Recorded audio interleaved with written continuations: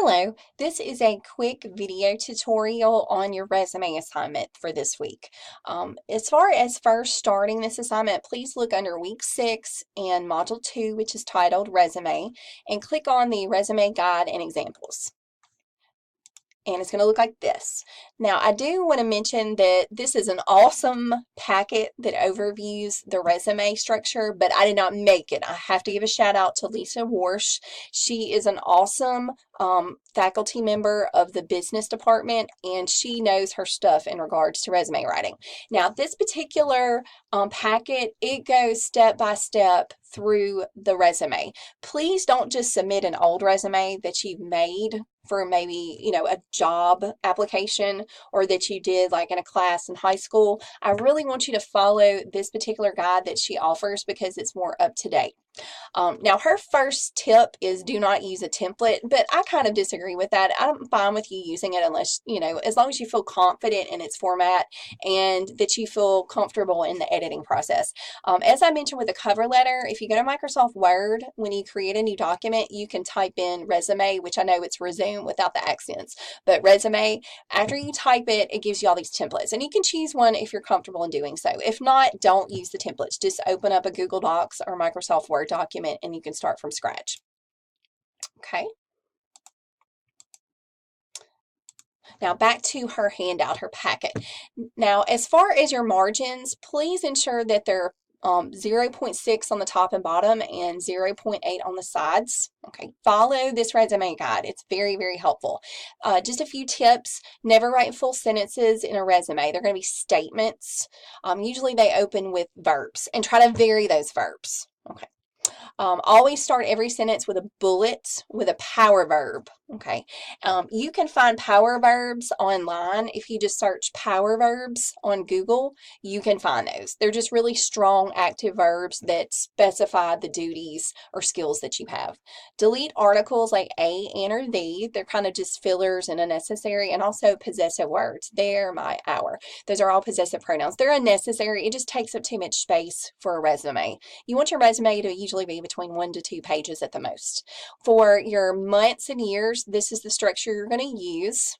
For longer months, make sure you can abbreviate. For shorter months like June, July, also May, you can write those out fully. Now, if you have bullets, don't have periods after the bullets. That would be inappropriate.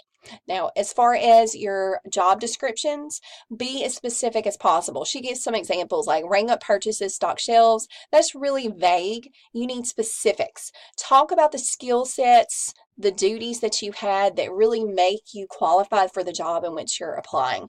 You need to have skills that match the job. So you need to have job duties that show that. And be specific, but you don't want to be too detail oriented because you don't want like a paragraph about each of your past job experiences. Really avoid putting every detail about your job and its duties and skills. Only highlight the skills that are appropriate to the job you're applying for, that they're relevant. And she gives you some examples. If you have any leadership experience with organizations, put that. It's going to show that you can fulfill leadership positions in the future if need be. Any extracurricular activities, you need to list those under your education section. And as I've already mentioned, try at one point to have a one-page resume, but usually no more than 2 pages. Okay. Now, what's great about Lisa Warsh's packet is she goes through each section of the resume, the heading, the education, the experience, skills, interests, and affiliations, which are optional, and also the reference statement, which is optional. I do want to mention the education experience. You can actually flip these. If you have less education and more job experience, then put job experience first because it's going to show you're very qualified even though you haven't had a chance to really build a foundation of your education.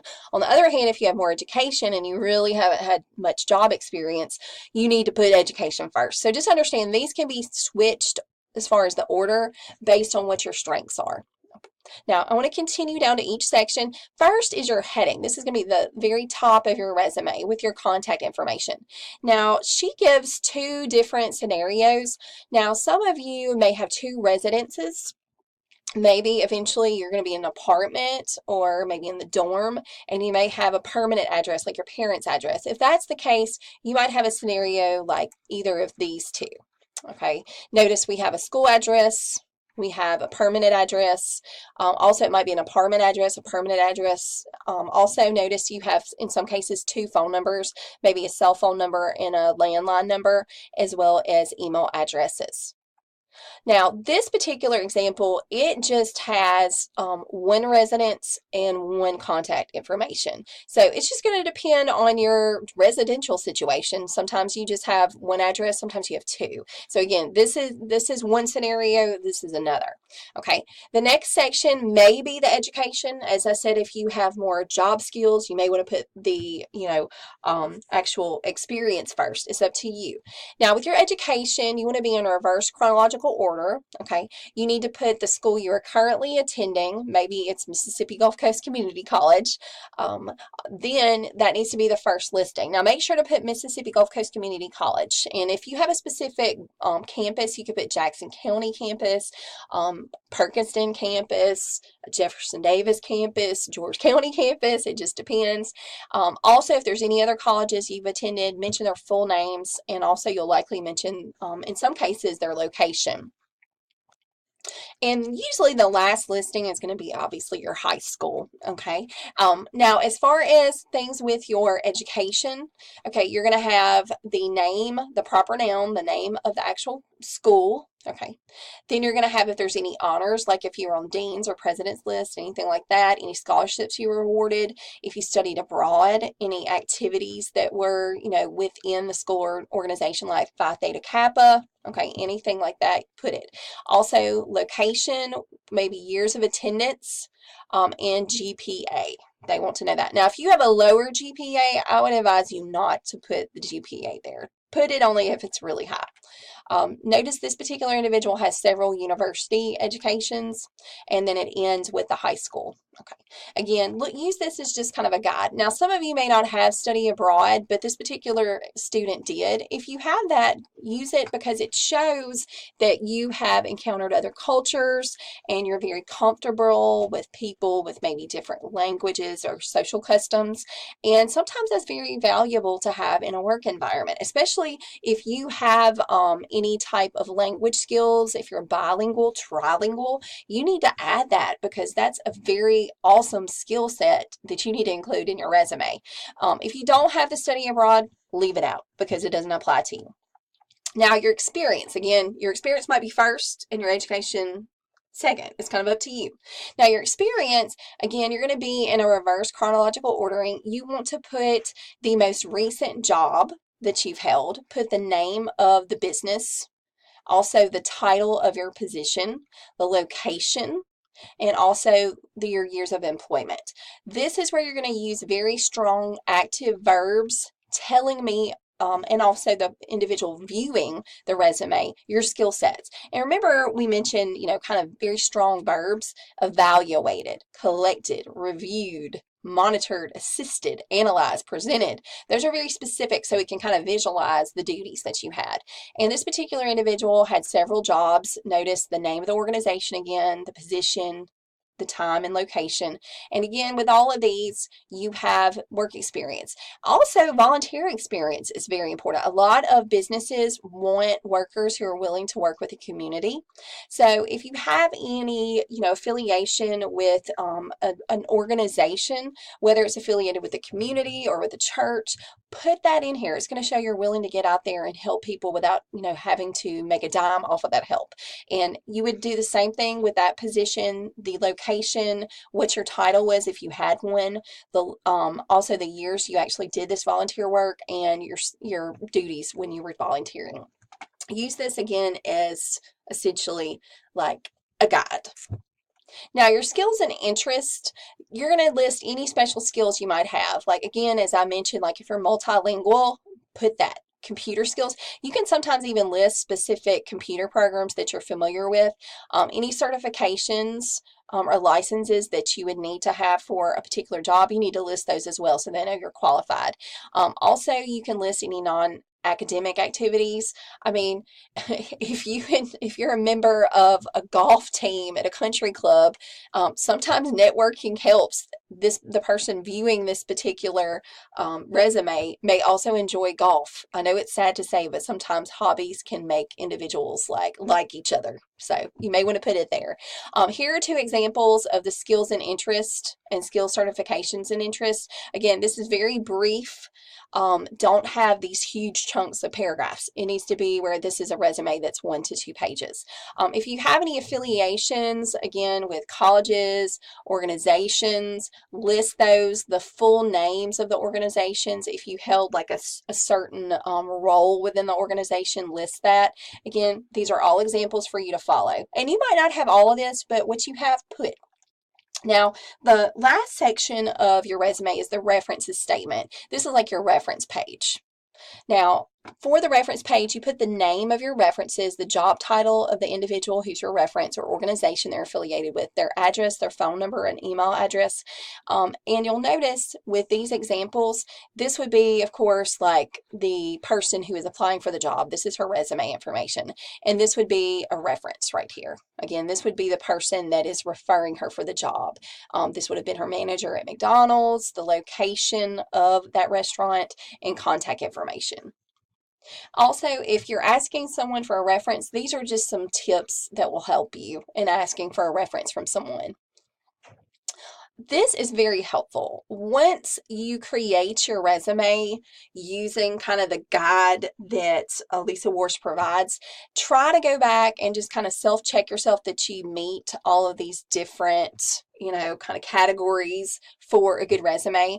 And she also offers the 5 C's. I really like this. Your resume needs to be clean, consistent, clear, concise, compelling. Those are kind of the 5 C's that companies are looking for with resumes.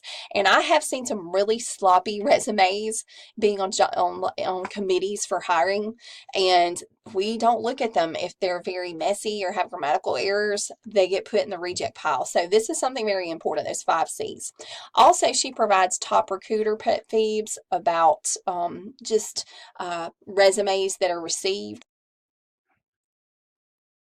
And you'll notice the top one, spelling errors, typos, poor grammar. Okay, I'm your English teacher, but other people do look for that within your writing as well. If you can't communicate clearly, they're probably not going to hire you because you may have to write emails. You might have to write, documents on the job, and they want to see that you can communicate clearly. So proofread your resume, please. I'm going to beg y'all to do that. Also, check your dates, contact info, formatting. Just make sure everything's neat and clean and consistent. And as I mentioned, don't have a long resume. If it's over 2 pages, they're probably not going to look at it. Okay.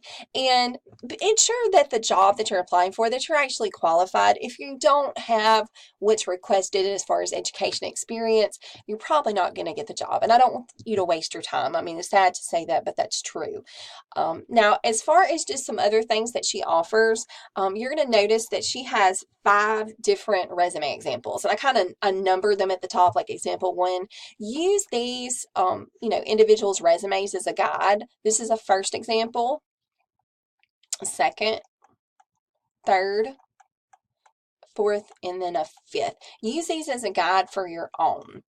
Now, you also have one of my former students' examples. If you look underneath Module 2 and you click on B, Resume Student Example, you're going to see my student's resume, and this was his. This was the same student's cover letter that you saw during the previous week's assignment.